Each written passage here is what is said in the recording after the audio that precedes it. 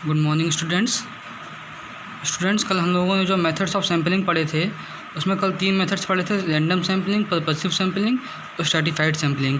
आज हम लोग के जो 3 अलग आगे के 2 मेथड्स बचे हैं उनको पढ़ेंगे, जो कि हैं सिस्टमेटिक सैम्पलिंग, कोटा सैम्पलिंग और कन्वीनियंस सैम्पलिंग। ठीक है, तो शुरू करते हैं हम लोग आज का टॉपिक, जो कि है मेथड्स ऑफ सैम्पलिंग का पार्ट नंबर 3। टॉपिक नंबर 3 आज हम लोग शुरू करेंगे। ठीक है, क्या टॉपिक है? Census and sample method of collection of data. Topic number 3 आज शुरू कर रहे हैं, जो कि है सिस्टमेटिक सैम्पलिंग। ठीक है, क्या होती है सिस्टमेटिक सैम्पलिंग?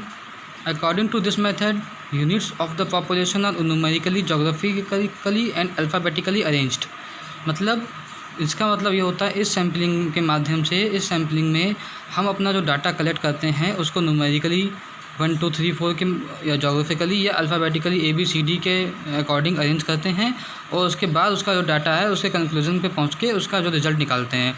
तो इस मेथड में हम जो डाटा कलेक्ट करते हैं वो न्यूमेरिकली कलेक्ट करेंगे, अल्फ़ाबेटिकली कलेक्ट करके उसका अरेंज करेंगे, और उसके बाद उसका जो nth आइटम, कोई भी आइटम हम देंगे, मान लीजिए हमने अरेंज किया 1 2 3 4 से 100 तक का। ठीक है, और मुझे चाहे उसके वेट के अकॉर्डिंग आप कर लो, एज के अकॉर्डिंग कर लो, अल्फ़ाबेटिकली कर लो, न्यूमेरिकली कर लो, उसके जेंडर के अकॉर्डिंग कर लो, गर्ल्स बॉयज़ के हिसाब से कर लो, किसी भी अकॉर्डिंग आप उसका जो अरेंज करते हो। उसके बाद आपको मान लीजिए चाहिए कि मुझे 40 नंबर का जो है डाटा चाहिए, तो आपने वो 40 नंबर का डाटा उठाया और उसमें जो भी डाटा फीड है या जो भी डाटा आपने कलेक्ट किया है वो डाटा आपने चेक कर लिया, क्या क्या डाटा कलेक्ट आपके पास है। तो ये होता है सिस्टमेटिक तरीके से डाटा को करना। सिस्टमेटिक ढंग से मतलब आप नाम से समझ सकते हो, सिस्टमेटिक मतलब अरेंज, मतलब उसको एक सिस्टमेटिक ढंग से पहले डाटा को कलेक्ट करके उसको अरेंज करना सिस्टमेटिक मैनर में, न्यूमेरिकली माध्यम से, जोग्राफिकली माध्यम से या अल्फ़ाबेटिकली माध्यम से, किसी भी तरीके से आप उसको सेलेक्ट करके अरेंज कर लेते हो। ठीक है, इसके क्या मेरिट्स होते हैं? मेरिट्स होते हैं जब सिंपल डाटा होता है, आपने डाटा कलेक्ट किया, उसको अरेंज किया, और फिर जो डाटा आपको जो भी चाहिए, जिसका रिज़ल्ट निकालना है, आपने वो डाटा उठाया, उसका nth आइटम जो भी आइटम हो वो आपने उठाया और उसके डाटा को आपने उसका रिज़ल्ट निकाल दिया। तो वो होता है सिस्टमेटिक ढंग से, बहुत सिंपल मेथड होता है। पर्सनल बायस इसमें होने के चांसेस कम होते हैं, क्योंकि आपको पता ही नहीं है कौन सा डाटा भी आपको चाहिए होगा, कौन सा कब चाहिए होगा, तो पर्सनल बायस के चांसेस भी इसमें बहुत कम हो जाते हैं। डीमेरिट्स होती हैं, कभी कभी ये होता है कि मान लीजिए आपने डाटा कलेक्ट किया, आपने 10 नंबर का डाटा उठाया, 20 नंबर का उठाया, 30 नंबर का डाटा उठाया, 40 नंबर का डाटा उठाया। ठीक, चलिए उठा लिया डाटा। अब हो सकता है उन 40 बच्चे या जो भी डाटा आपने उठाया है वो चारों ही बच्चे जिनका वो डाटा है वो बिल्कुल ही पढ़ने में बेकार हों, तो आपका जो डाटा या रिज़ल्ट होगा वो कभी कभी, मतलब अब ऐसा तो है नहीं वो 4 बच्चे ख़राब हैं तो पूरा क्लास ख़राब है, तो ऐसा भी हो सकता है कि आपने 4 डाटा उठाए, चारों के डाटा आपने जो उठाए हैं वो गलत, मतलब अच्छे बच्चे नहीं हैं पढ़ने में, उनके अकॉर्डिंग आपने जो है कंक्लूजन निकाल दिया, तो वो कभी कभी गलत भी आ सकता है। या कभी कभी ऐसा भी होता है कि आपने जो 4 बच्चे लिए वो बहुत अच्छे हैं, उनके अकॉर्डिंग आपने रिज़ल्ट निकाल लिया, तो ऐसा है नहीं सारे बच्चे अच्छे होंगे, तो उससे भी रिज़ल्ट कभी कभी डिफरेंट हो सकता है। तो पॉसिबिलिटी ऑफ रॉन्ग रिज़ल्ट भी कभी कभी इस सिस्टमेटिक मेथड में आ जाता है। ये तो हो गया आपका 4th मेथड। फिर आता है आपका 5th मेथड, जो कि है कोटा सैम्पलिंग। कोटा से आप खुद ही समझ सकते हो कोटा का मतलब क्या होता है। कोटा सैम्पलिंग मतलब जो आजकल चल रहा है, जो कि सबसे ज़्यादा भारत में यूज़ होता है, जो भी सैम्पलिंग, जैसे नहीं जाति के आधार पे हम लोग कोटा डिवाइड कर रखा है, और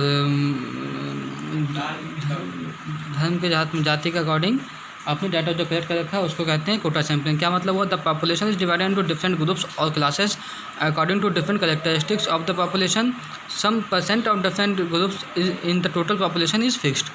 मतलब उनको जो भी आपकी पॉपुलेशन का है उसको आप अलग अलग ग्रुप्स में या क्लासेस में डिवाइड कर लेते हो, उनकी जाति के आधार पे, किसी भी आधार पे, और उनकी कैरेक्टरिस्टिक्स ऑफ पॉपुलेशंस को जो भी है आप उसको परसेंटेज के अकॉर्डिंग एक तरीके से फिक्स कर लेते हो।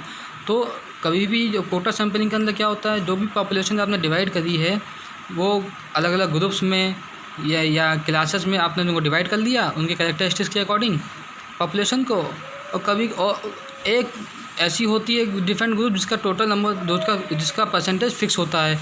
तो population is divided into different groups और classes according to different characteristic. Quota sampling आप लोग जानते भी होंगे क्या होती है, जो आजकल भारत में चल रही है। उसके बाद आती है कन्वीनियंस सैम्पलिंग, जो कि सबसे अच्छी सैम्पलिंग मानी जाती है, हम लोग समझते हैं समझते क्या मतलब, ये सिंपल होती है, मतलब ज़्यादा वो टफ नहीं है। In this method sampling is done by the investigator in such a manner that suits his convenience. जो भी इन्वेस्टिगेटर है वो अपनी कन्वीनियंस के अकॉर्डिंग ही अपना जो सैम्पल है वो सेलेक्ट कर सकता है। इसमें ये कोई रैंडम सैम्पलिंग, कोई चांस, कोई चॉइस नहीं है। जो भी जैसा भी कन्वीनियंस वो इन्वेस्टिगेटर चाहे, जैसा उसे ठीक लगे, वो उसके अकॉर्डिंग अपना जो डाटा है, अपना जो सैम्पल है उसे कलेक्ट कर सकता है। ठीक है, सैम्पल चूज़ कर सकता है। ठीक है, ये तो हो गया मेथड। अब आती है बात reliability of sampling of data.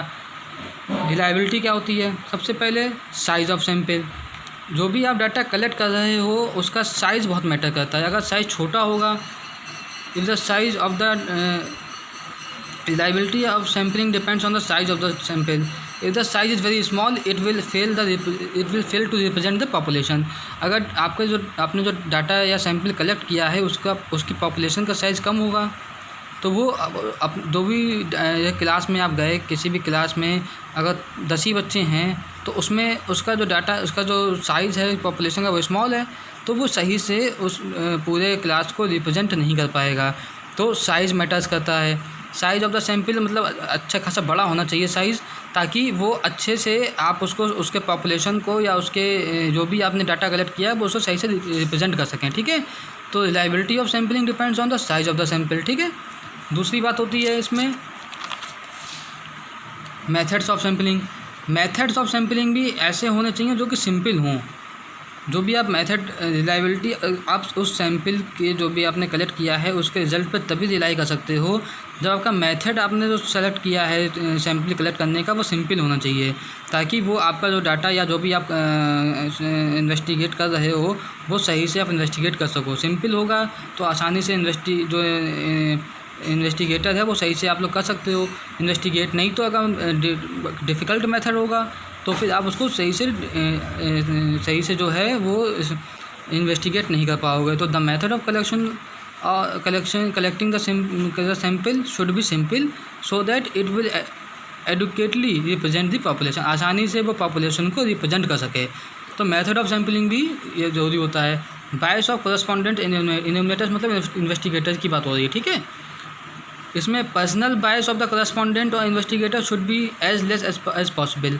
मतलब जो भी करस्पॉन्डेंट या इन्वेस्टिगेटर है वो कम से कम बायस होना चाहिए। मतलब वो अगर मान लीजिए मैं आपकी क्लास में इन्वेस्टिगेटर आया हूँ, मैंने आपके यहाँ इन्वेस्टिगेट किया, तो मुझे ये नहीं देखना है कि कौन बच्चा कैसा है, किसी के लिए फेवर नहीं करना है।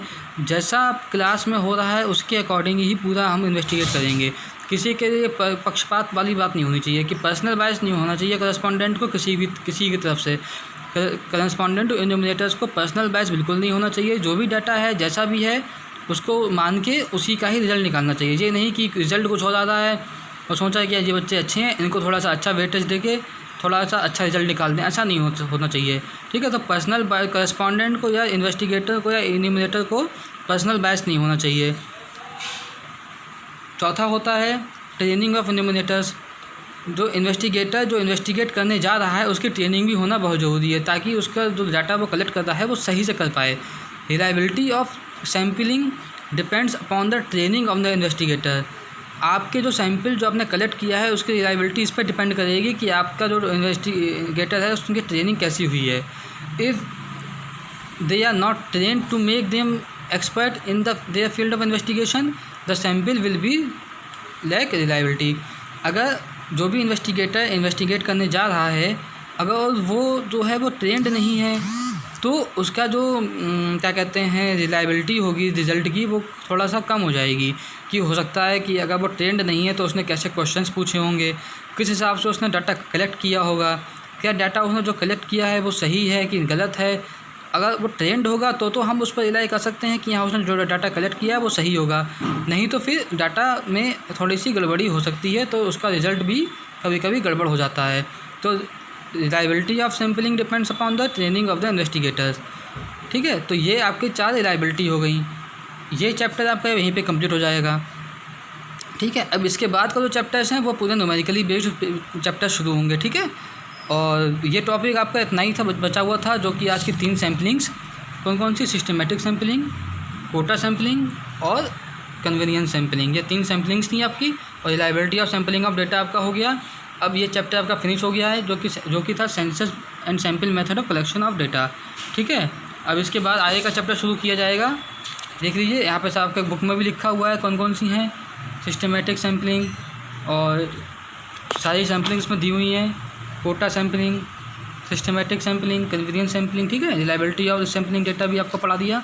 अब अगला चैप्टर जो हम शुरू करेंगे वो पूरा न्यूमेरिकली बेस्ड होगा, जो कि है organisation of data, class chapter number 4। ठीक है, जो कि अगली टॉपिक में शुरू किया जाएगा। Thank you class.